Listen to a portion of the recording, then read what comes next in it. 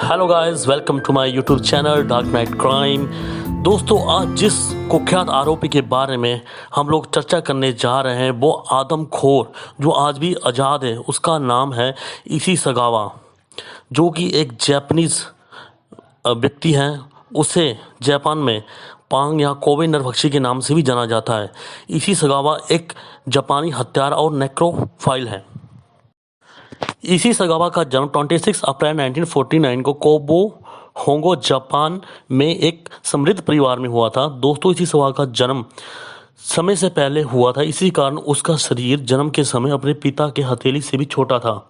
इसी सगावा को शीघ्र ही पेट की बीमारी, जिसको आंतों की बीमारी भी कहा जाता है, और शुरुआती दिनों में हो गई थी, पर इसका इलाज पोटाशियम और कैल्शियम के इंजेक्शन से किया गया, जो कि बाद में वो तंदुरुस्त हो चुका था। और इसी सवाल का शरीर शुरुआती दिनों में बहुत ही नाजुक था, पर वो पढ़ाई में बहुत ही ज़्यादा होशियार था और उसका रुझान ज़्यादातर साहित्य में बहुत था। इसी सगावा मानसिक विकृति का शिकार अपने स्कूल के शुरुआती दिनों में ही उस पर हावी होने लगा था, क्योंकि वो अपने सहपाठियों की जांघें देखकर उन्हें खाने की इच्छा प्रकट करता। और 2011 में एक कनाडाई अमेरिकी पत्रिका वॉइस को उसने इंटरव्यू देते हुए बताया कि उसने अपने कुत्ते के साथ, पाले हुए पालतू कुत्ते के साथ उसने यौन क्रियाएं यानी इंटरकोर्स किया था, और वो महिलाओं के प्रति नरभक्षी की इच्छाएं भी उसने उस पत्रिका में व्यक्त की थी अपने शुरुआती दिनों में।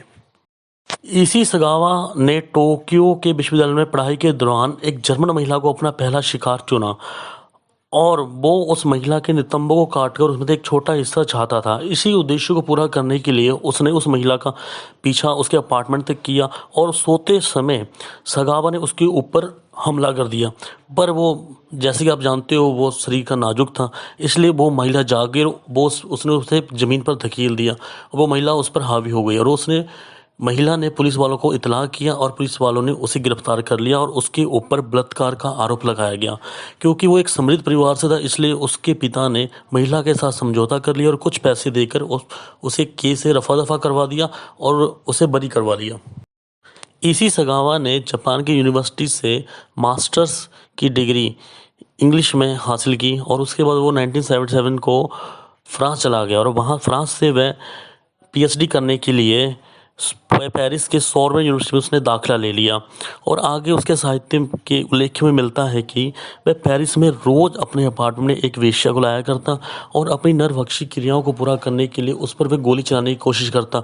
पर उसका वह एक दिल का कमज़ोर व्यक्ति था, और वो हमेशा अपने नरभक्षी क्रियाएं करने में वो नाकामयाब हो जाता।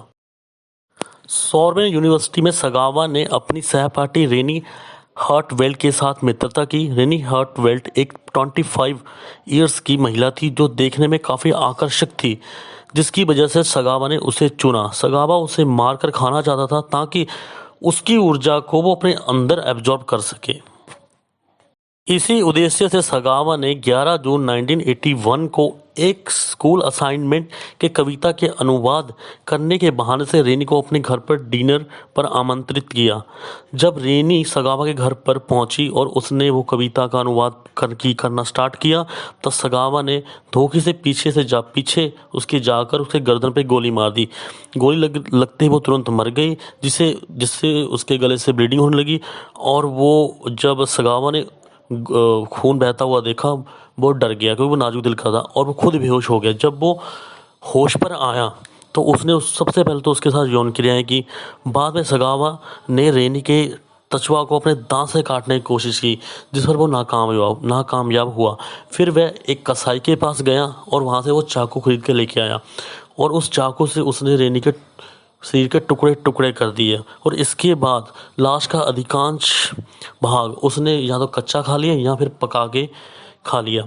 और उसके बाद इन सभी क्रियाओं करते समय उसे हैरान करने की बात थी कि उसने उन सभी चीज़ों की फ़ोटो भी खींची उसने। चलो अब बात करते हैं गिरफ्तारी की।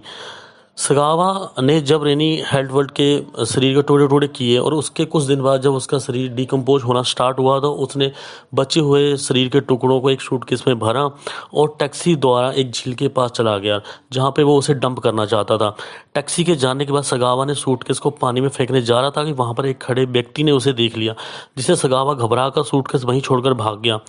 और उस व्यक्ति ने पुलिस को सूचना दी और इस घटना के 4 दिन बाद पुलिस ने सगावा को गिरफ्तार कर लिया। इसी सगावा के पिता ने धन के बल पर एक टॉप क्लास वकील वहां पर हायर किया और काफ़ी देर तक वो केस की ट्रायल्स पे चलता रहा। अंत में फ्रांसीसी जज ने सगावा को कानूनी रूप से पागल और मुकदमे में खड़ा न होने योग्य पाया और अनिश्चित काल के लिए उसे मानसिक संस्थान में रखने का आदेश दिया और इसी दौरान उसे फ्रांसीसी अदालत ने सभी दोषों से बरी कर दिया और उसे जापान डिपोर्ट कर दिया गया। जब इसी सगावा जापान पहुंचा था उसे सीधा एक मेंटल हॉस्पिटल में भर्ती कराया गया, जहां पर मनोविज्ञानियों ने उसका पूर्ण रूप से अध्ययन किया और जिसमें उन्होंने पाया कि जो इसी सगावा है वो उसे कोई बीमारी नहीं है, वो एक समझदार और हत्या करने के पीछे का मकसद उसका एक यौन विकृति और नरभक्षी विकृति है। इसी सगावा को 15 महीनों तक अस्पताल में रखा गया और 12 अगस्त 1986 को आज़ाद कर दिया गया। जब वे अस्पताल से बाहर आया तो करीब वो 1997 तक वे विभिन्न टीवी शो और पत्रिकाओं में गेस्ट स्पीकर पर उसे आमंत्रित किया जाता। उसने जीवन का कुछ हिस्सा एक छोटी हस्ती के रूप में भी जिया। इसी सगावा के ऊपर कई किताबें और कई फिल्में बन चुकी हैं और इस समय इसी सगावा 72 ईयर्स का है।